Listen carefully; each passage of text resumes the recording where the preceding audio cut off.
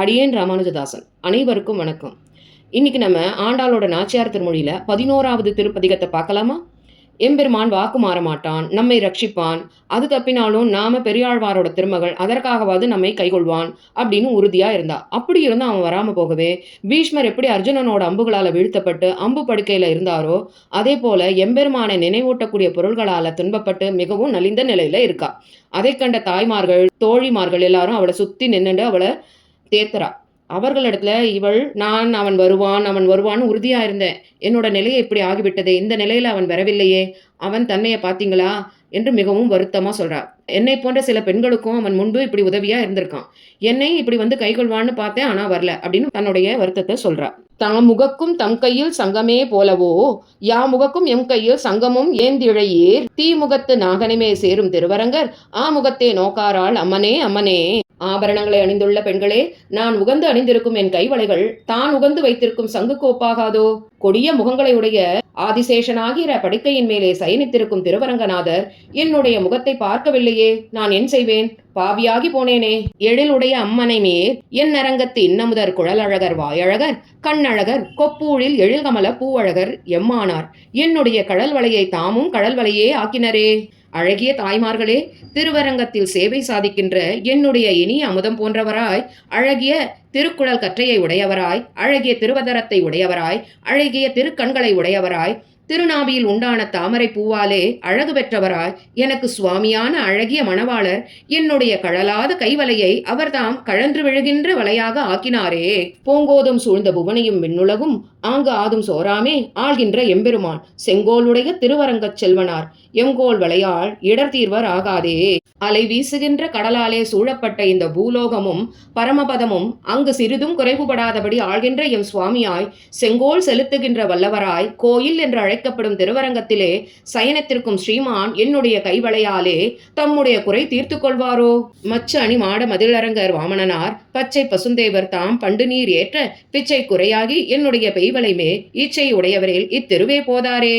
மேல்தளங்களாலே அலங்கரிக்கப்பட்ட மாடங்களையும் மதில்களையும் உடைய திருவரங்கத்தில் சேவை சாதிக்கின்றவராய் முன்பு வாமனாவதாரம் செய்தருளின போது பசுமை தங்கி தேவரான பெரிய பெருமாள் தாம் முன்பு நீரை ஏந்தி பெற்ற பிச்சையிலே குறை உண்டாகி அக்குறையை தீர்ப்பதற்காக என்னுடைய கையில் இருக்கும் வலையில் மேல் விருப்பம் உடையவராயில் இத்தெரு வழியாக வரமாட்டாரோ? பொல்லா குரல் உருவாய் பொற்கையில் நீரேற்று எல்லா உலகும் அளந்து கொண்ட எம்பெருமான் நல்லார்கள் வாழும் நளிரரங்க நாகனையான் இல்லாதோம் கைம்பொருளும் எய்துவான் ஒத்துளனே. சிறந்த வாமனரூபியாய் அழகிய கையாலே நீரை ஏற்று பிக்ஷை பெற்று சகல லோகங்களையும் அளந்து தன் வயப்படுத்தி கொண்ட சுவாமியாய் நன்மையுடைய பெரியோர் வாழ்கின்ற குளிர்ந்த திருவரங்கத்தில் ஆதிசேஷனை படுக்கையாக உடையவரான பெரிய பெருமாள் ஒன்றுமில்லாதவளான என்னுடைய கை முதலான இந்த சரீரத்தையும் கொள்ளை கொள்வதைப் போலே இருக்கின்றான். கைப்பொருள்கள் முன்னமே கை கொண்டார், காவிரி நீர் செய்பொருள ஓடும் திருவரங்கச் செல்வனார் எப்பொருளுக்கும் நின்று ஆர்க்கும் எய்தாது நான்மறையின் சொற்பொருளாய் நின்றார் என் மெய்ப்பொருளும் கொண்டாரே. காவிரியின் தீர்த்தமானது பயிர்கள் நிலங்கள் வளமாக இருக்கும்படி ஓடும்.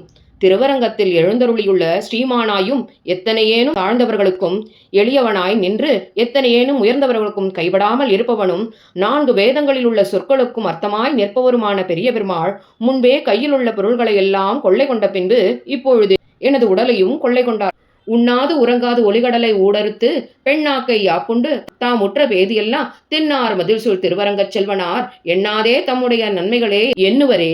திடமான மதில்களால் சூழப்பட்ட கோயிலிலே சயனித்திருக்கும் சிவப்பதியான எம்பெருமான் ஸ்ரீராமாவதாரத்தில் சீதை என்கிற பெண் விஷயத்தில் ஆசை கொண்டு உண்ணாமலும் உறங்காமலும் வருந்தி இருந்து பெருத்த ஓசையை செய்யும் கடலில் அணை கட்டி தாம் அடைந்த எளிமைகளெல்லாம் மறந்து போய் இப்பொழுது தம்முடைய பெருமைகளையே எண்ணுகிறார் போலும். பாசி தூர்ந்து கிடந்த பார்மகட்கு பண்டொரு நாள் மாசுடம்பில் நீர்வாரா மானமிலா பன்றியாம் தேசுடைய தேவர் திருவரங்கச் செல்வனார் பேசியிருப்பனகள் பேர்க்கவும் பேராவே. முன்பொரு காலத்துல பாசி படர்ந்து கிடந்த பூமி பிராட்டிக்காக எப்பொழுதும் அழுக்கான சேற்றிலேயே கிடக்கும் வராகத்தின் உருவம் ஏற்பதற்கு சிறிதும் யோசிக்காமல், அதாவது தயக்கம் கொள்ளாமல் வராக உருவம் கொண்ட பிரகாசமான தெய்வமான திருவரங்கநாதன் முன்பு சொல்லியிருக்கும் வார்த்தைகள் நெஞ்சில் இருந்து மறக்க பார்த்தாலும் அழியாமல் இருக்கின்றது. கண்ணாளம் கோடித்து கண்ணிதனை கைப்பிடிப்பான் தின்னார்ந்து இருந்த சிசுபாலன் தேசழிந்து அண்ணாந்து இருக்கவே ஆங்கு அவளை கைப்பிடித்த பெண்ணாளன் பேணும் ஊர் பேரும் அரங்கமே. கல்யாண கிரமங்களை எல்லாம் நன்றாக முடித்து மணப்பெண்ணான ருக்மிணியை பாணிகிரகணம் செய்து கொள்ளப் போவதாக உறுதியாக நினைத்திருந்த சிசுபாலன் ஒளியழிந்து ஆகாசத்தை நோக்கி கிடக்கும்படியாக நேர்ந்த அச்சமயத்திலே அந்த ருக்மிணி பிராட்டியை பாணிகிரகணம் செய்தருளினவனாய் பெண்களுக்கெல்லாம் துணைவன் என்ற பிரசித்தமான பெருமான் உகந்து சயனித்திருக்கும் திவ்யதேசத்தின் திருநாமம் திருவரங்கமாம். செம்மை உடைய திருவரங்கர் தாம் பணித்த மெய்மை பெருவார்த்தை விட்டுச் சித்தர் கேட்டிருப்பர். தம்மை உகப்பாரே தாமுகப்பர் என்னும் சொல் தம்மிடையே பொய்யானால் சாதிப்பார் ஆரினிதே. நேர்மை என்கிற குணத்தை உடைய திருவரங்கநாதர் முன்பு தன் வாயாலே அருளிச் செய்த சத்தியமான பெருமதிப்பை உடைய சரம ஸ்லோகம் என்கிற வார்த்தையை திருத்தகப்பனாரான பெரியாழ்வார் கேட்டு அதன்படி நிர்பரராய் இருப்பார். தம்மை விரும்பினவரை தாமும் விரும்புவார் என்ற பழமொழியானது அவரிடத்திலே பொய்யாகிவிட்டால் அதற்கு மேல் வேறு யார் அவரை நியமிக்க முடியும்?